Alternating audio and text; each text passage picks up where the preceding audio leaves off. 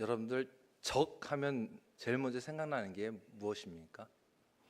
적. 네? 누가요? 네? 왼수? 적 하면 제일 먼저 생각나는 혹시 누구 어떤 사람이 있으십니까?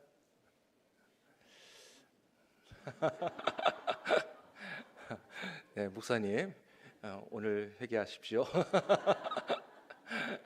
이 적 했을 때 이 적에 대한 개념을 사전을 찾아봤더니 서로 싸우고자 해치고자 하는 상대가 적이라는 것이고요. 그리고 또 어떤 것에 해를 끼치는 요소를 비유적으로 하는 말이 적이라고 합니다. 그리고 스포츠 경기에 있어서는 승부를 겨루는 상대편을 적으로 이렇게 표현을 합니다. 자, 그러면 우리 신앙생활 하는 데 있어서 우리에게 적은 누구일까요? 사람들은 흔히 신앙을 어렵게 하는 원인을 외부에서 찾고 있습니다. 마귀의 시험, 세상의 유혹, 또한 환경의 그런 어려움이 우리의 신앙을 흔드는 적이다, 가장 큰 적이다라고 생각을 합니다. 그러나 성경은 본질적으로 더 본질적인 문제를 말씀하고 있는데 우리의 신앙생활에 있어서 가장 큰 적은 바로 우리 안에 있는 마음이다라고 가르쳐주고 있습니다. 오늘 우리가 읽은 본문 말씀의 6절과 7절 말씀을 다시 한번 제가 읽어드리겠습니다. 육신의 생각은 사망이요 영의 생각은 생명과 평안이니라. 육신의 생각은 하나님과 원수가 되나니 이는 하나님의 법에 굴복하지 아니할 뿐 아니라 할 수도 없음이라. 아멘. 우리의 마음과 우리의 생각이 육신적일 때 하나님과 원수가 되어 신앙을 무너뜨릴 수 있다라는 것을 지적하고 있는 말씀이죠. 또 잠언서 4장 23절 말씀에 보게 되면은 이렇게 기록합니다. 우리 다 같이 함께 읽어볼까요? 시작. 모든 지킬 만한 것 중에 더욱 내 마음을 지키라. 생명의 근원이 이에서 나임이니라. 아멘. 여기서 마음을 지키라라고 이야기를 하고 있습니다.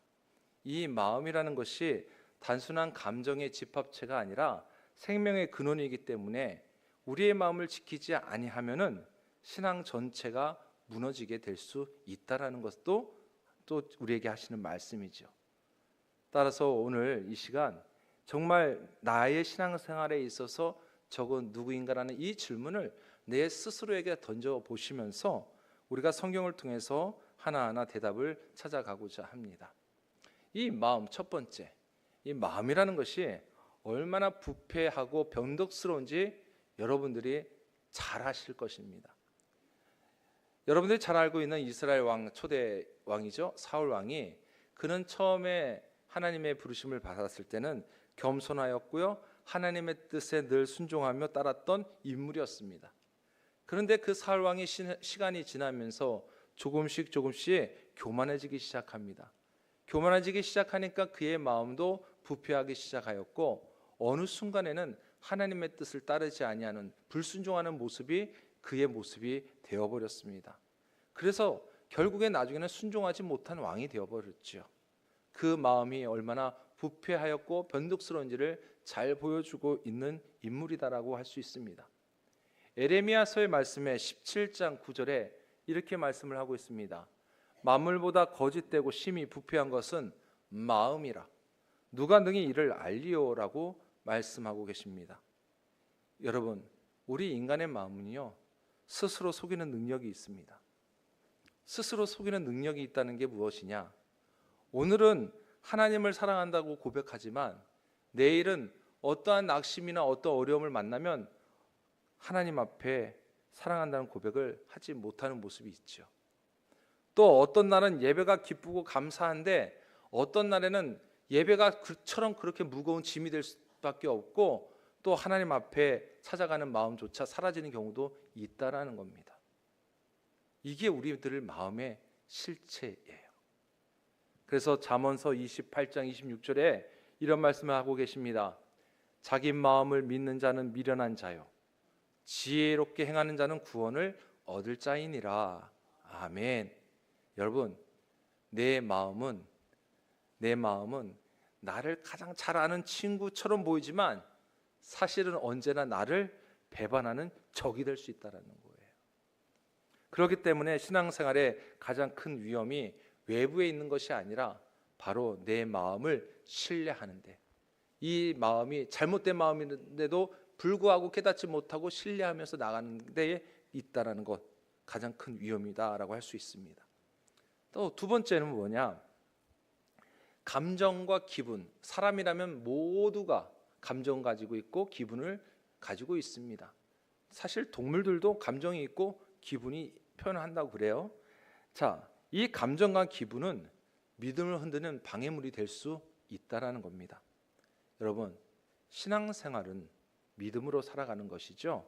그런데 고린도후서 5장 7절에 이렇게 말씀하고 있습니다. 이는 우리가 믿음으로 행하고 보는 것으로 하지 아니함이로라. 자, 믿음은요, 보이지 않는 하나님의 약속을 붙드는 것이 믿음입니다. 그래서 우리는 그 믿음을 가지고 하나님께 의지하면서 살아가고 있는 거예요. 그런데 우리의 감정은 어때요? 우리의 기분은 어때요? 언제나 보이는 현실에만 집중하고 있다라는 거예요. 보이는 현실에만 집중을 하고 그것에 또한 판단을 합니다. 이스라엘 백성들을 한번 생각해 보십시오. 그들은 하나님께 이끄심을 받았습니다. 노예 생활을 하고 있다가 탈출을 하게 되었지요. 그리고 정말 하나님이 약속하신 그 땅으로 한 걸음 한 걸음 다가가고 있습니다. 홍해를 만났을 때 홍해가 갈라지는 사건을 경험을 하였습니다. 그랬을 때 그들의 마음은 어땠습니까? 처음에 불안했지만 그런 일들을 겪으면서 기쁨이 있고 감사가 있었겠죠. 그런데 어느덧 광야에 도착했을 때에 광야에서 아무것도 없는 그런 상황에서 물도 없고 고기도 먹지 못하는 그런 상황에 있을 때에 그들의 눈에 보이는 거기에만 집중했더니 그들이 했던 것은 불평과 불만이었다는 겁니다. 출애굽했을 당시에 그들은 어땠을 거예요? 그 지긋지긋한 노예 생활을 이제 마치고 이제 우리가 여기서 벗어나는구나 하면서 얼마나 기쁨으로 한 걸음 한 걸음 내디뎠겠습니까? 그런데 그 기쁨이 어느 순간 그들은요, 불평과 불만으로 바뀌게 되었다라는 거죠. 감사하지 못하는 백성이 되었다는 거예요. 왜요? 당장에 눈에 보이는 것 때문에. 그래서 우리의 감정이 상하고 우리의 기분이 나쁘다는 거예요.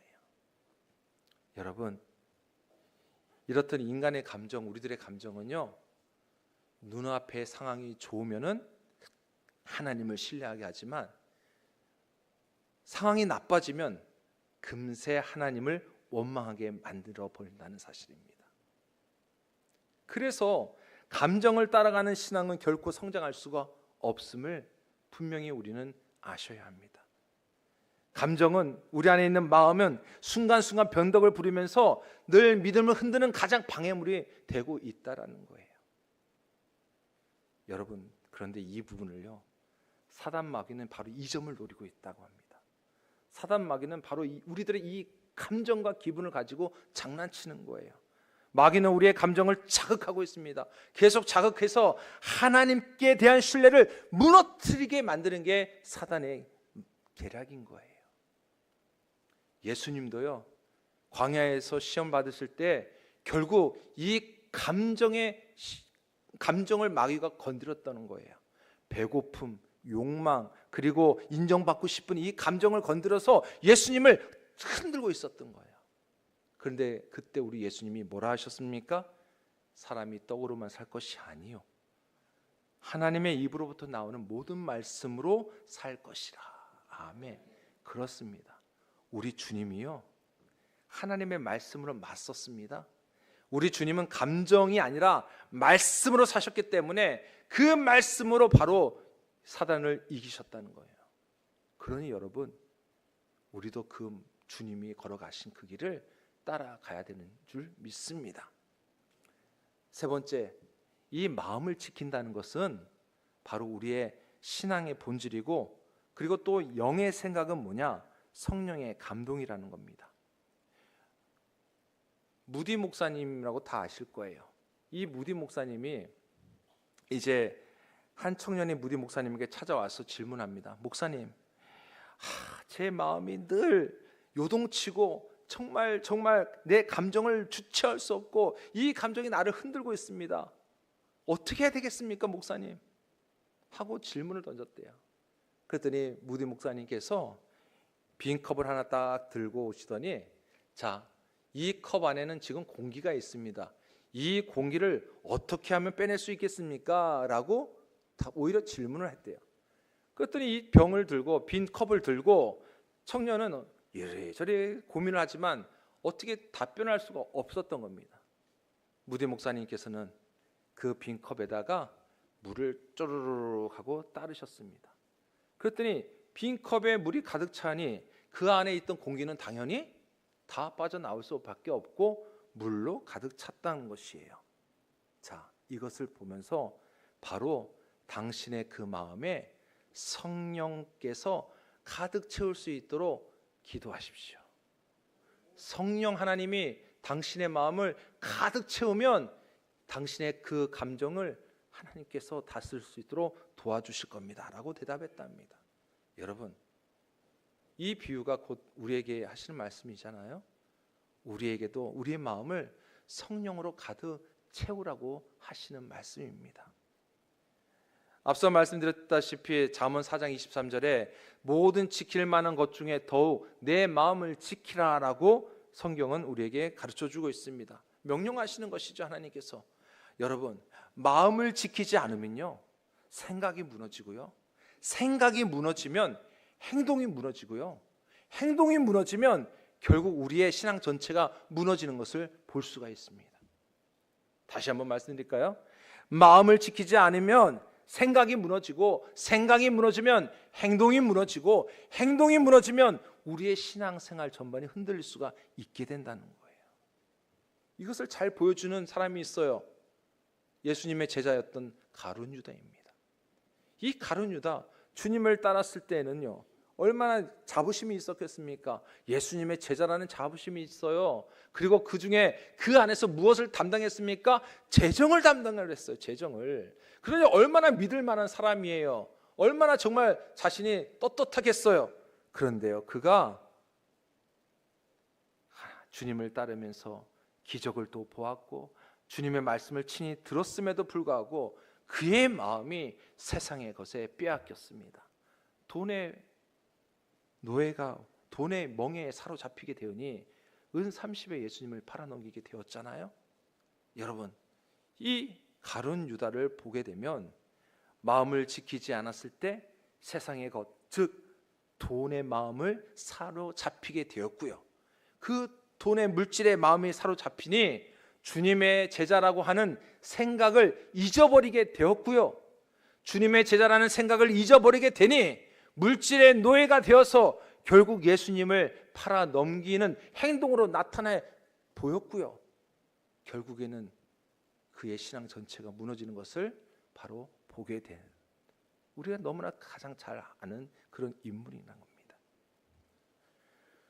성도 여러분, 이 마음을 지키는 것은 단순히 우리의 감정을 억누르는 것이 아니라, 마음을 지키는다는 것은 하나님의 말씀에 내 마음을 굴복시키고 성령님께 맡기는 것을 이야기합니다.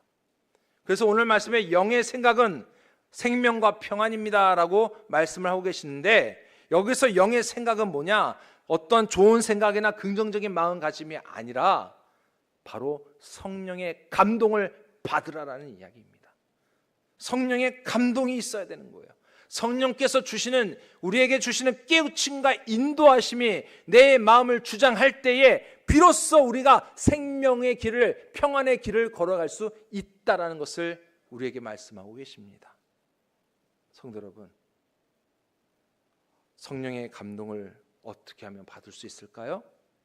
성령의 감동 받는다는 것은, 여러분, 주님께 우리 마음을 드리고 주님께 향하여 나갔을 때 우리가 받을 수 있다라고 하는데, 그럼 주님께 마음을 드리고 주님께 나아가는 게 무엇이냐라고 했을 때에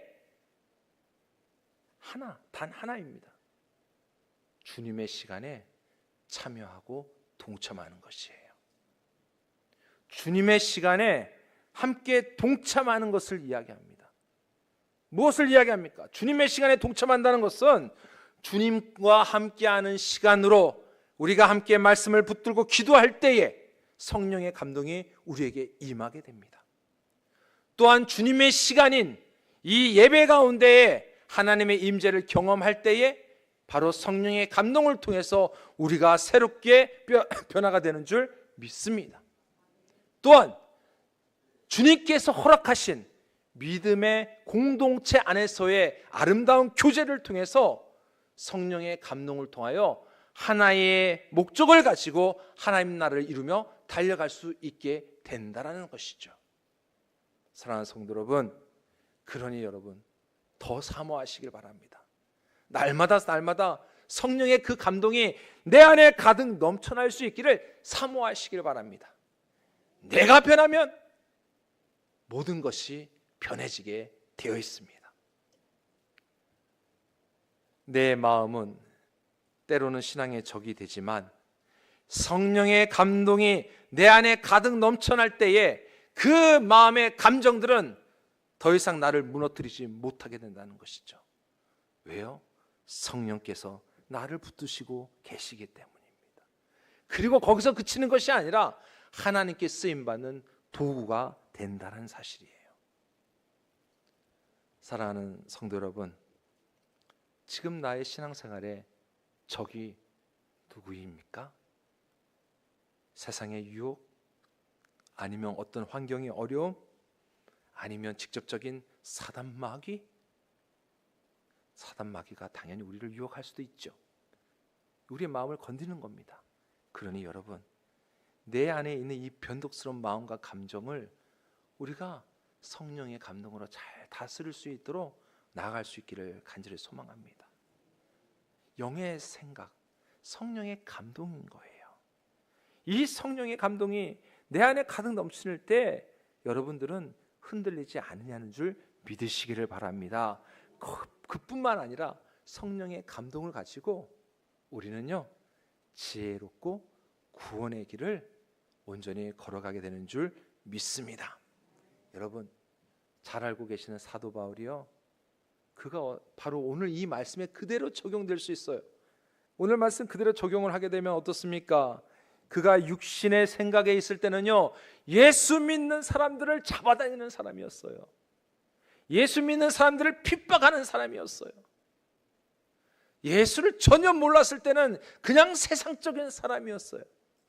그런데 그가 다메섹 도상에서 주님을 만난 이후에 영의 생각으로 바뀌게 되고 그가 새롭게 성령의 감동을 받아 새로운 역사를 체험하게 되니 그가 어떻게 됐습니까? 오히려 주님을 증거하는 사람이 되었고요. 그뿐만 아니라 그 힘들고 어려운 순간순간의 감옥 생활에서도 끊임없이 그의 입술에서는 주님을 향한 찬양과 기쁨이 끊이지 아니하였다라는 사실을 우리가 잘 알고 있습니다. 그러니 여러분, 하나님의 말씀이 거짓이 아닌 것을 사도 바울의 삶을 통해서 그대로 증명되고 있는 거예요. 오늘 우리 읽은 말씀, 이 말씀에 그대로 적용되는 인물이 사도 바울이고 오늘을 살아가는 우리가 되기를 간절히 소망합니다. 그래서 여러분, 날마다 우리가 그렇게 기도하면 좋겠어요. 하나님, 주님, 내 마음을 내가 주장하지 않게 하시고 성령의 감동을 따라 오늘도 내일도 살아가게 하여 주시옵소서. 주님, 늘 성령의 감동, 그것을 가지고 살아가기를 소망합니다. 여러분, 무엇 때문에 행복하십니까? 라고 혹 누가 질문을 한다면 아마 여러분들이 신앙생활하는 거, 교회 생활하는 거에 대해서 또 믿지 않는 사람들이 혹 믿지 않는 가족들이 교회 다니면 뭐가 행복해? 라고 물으신다면 뭐라고 대답하시겠습니까? 김수정 집사님 뭐라고 대답하시겠습니까? 아멘.